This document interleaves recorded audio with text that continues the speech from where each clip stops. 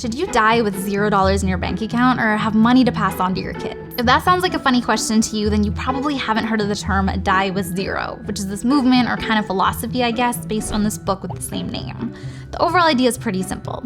You should aim to spend your money to maximize the enjoyment that you get out of life, spend money on your kids and other people throughout your life, and then die with $0 in your bank account. I don't know about you, but when I heard this, I had this intense gut reaction where I was thinking, what about generational wealth? And how's this applicable to the majority of people? And after reading further into it, my takeaway is that it's not. The concept of dying with zero can sound really great on the surface, right? If you're telling me I get to spend more of my money and think less about the future, sign me up for that.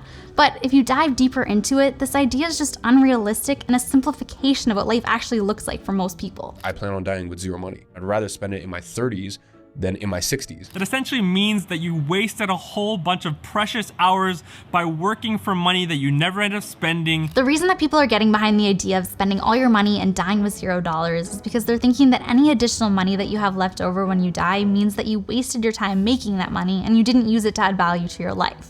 If you have $10,000 in your bank account when you die, that's $10,000 in missed trips that you could have taken. Or on the other hand, it's a few extra months of work that you didn't need to do. Now, my first thought on that is these direct dollar value comparisons don't really work if you invested your money, right? Hopefully you invested and grew your money, which means that you didn't actually work for every single dollar in your account. That money grew over time. So you probably ended up spending the equivalent of all the money you actually saved, and anything left over is the money that you grew on top of that. But on top of that, it's also really adding to the idea that we're very individualistic in our way of thinking. Seeing no value in or getting no enjoyment from passing money on to your kids is something that just doesn't really resonate with me. And if that is how you feel, then that's okay. But I also know that for a lot of people who haven't experienced generational wealth before and are passionate about building it up for their kids because they didn't have it, that idea would just seem a little crazy. This all leads me to a few different thoughts. Does spending all of your money before you die actually increase the enjoyment that you get out of life? What does it actually mean to have generational wealth? And why do we never seem to talk about balance when it comes to money? When it comes to talking about money, people love to say that you need to spend money in order to enjoy your life.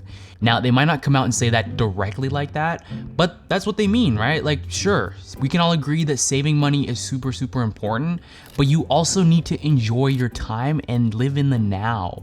You're not gonna get your time back, that just won't happen. So if you're not spending money on some sort of life-changing trip or whatever it is, then you're not living life to the fullest. We even get comments all the time from people saying things it sounds like you're really, really great with your money, but where's the fun? When do you guys travel? When do you guys actually enjoy life and all this money that you're working so hard to make? This is interesting because it always makes me feel like people truly believe that spending money directly equals enjoying life. Now, once again, a part of this is definitely valid, 100% in theory. If you're one of those people that's just always working, you're never getting out and having these experiences, then for sure, a part of you is definitely letting time pass you by. But on the other hand, spending money on something doesn't mean you enjoyed it equivalent to the amount of money you spent.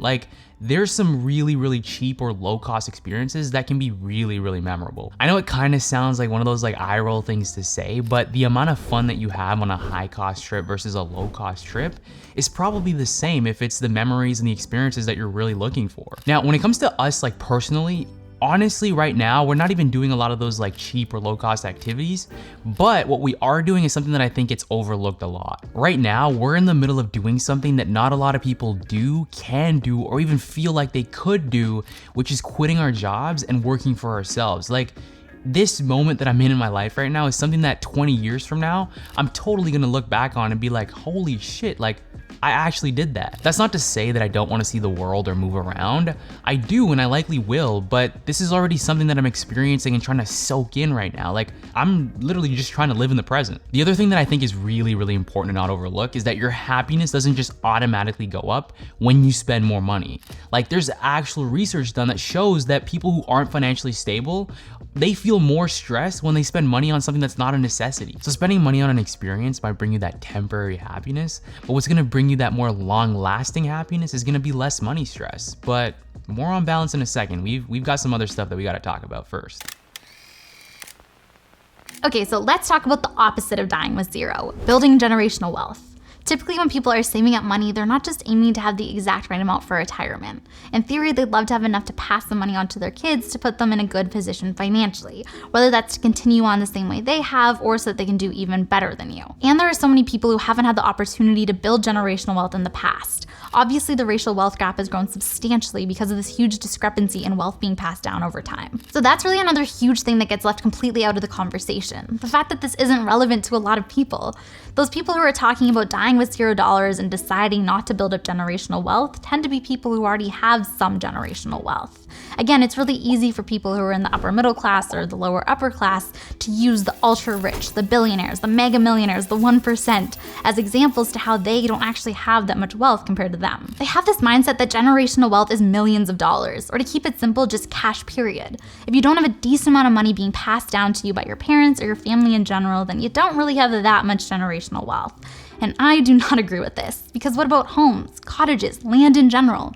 There's so many other things that people can inherit or have passed down to them. And even if you don't see the value in a home that's not that fancy or an old family cottage, it doesn't mean that there's not an immense amount of value and wealth there that other people do not have. Even the peace of mind of knowing that these things exist in your family is a form of generational wealth that doesn't exist at all for other people. So when people use the argument that generational wealth is usually squandered, which basically just means the opportunity is lost by the third generation, they're really looking at generational wealth from an extreme wealth perspective. If you have tons and tons of money, then sure, maybe the kids are gonna waste the money and spend everything they have on Ferraris and not do any work. But that's not relevant to most people. For most people, if they are able to pass some money on to their kids, it's just enough to give them some peace of mind or maybe a little bit of a safety blanket. Not enough to do all of that. So generational wealth doesn't just mean having tons of cash. It can also mean passing down assets or even smaller amounts of money that can have a big impact. Now, even if you're with me on that, you might be thinking, but don't people typically get money passed down to them when they're already really old? How's that helpful?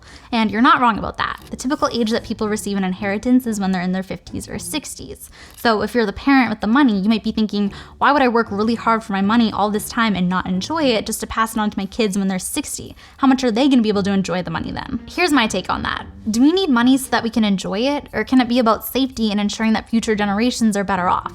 To think about money only from the perspective of having fun isn't very thoughtful.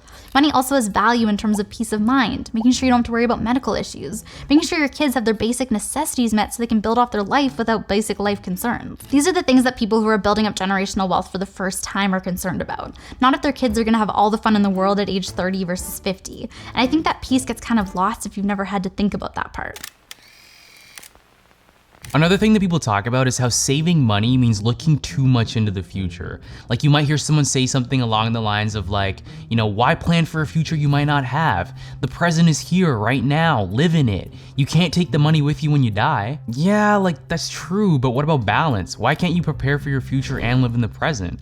I think instead of saying that the solution to one extreme, which is, saving a lot of money and not enjoying your life, is to instead go in the other direction and say die with zero, why can't we focus on both? Like, that right there is the main money lesson that we've learned and have been trying to share in our platform.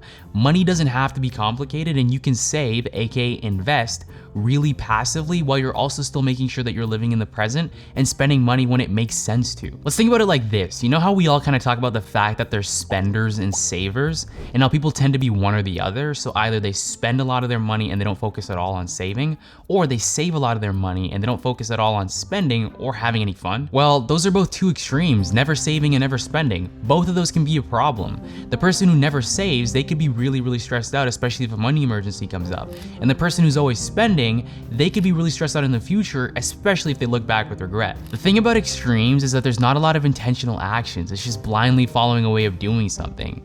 Like, you might hear someone say, why save money and do something at 50 when you won't even be able to enjoy it as much?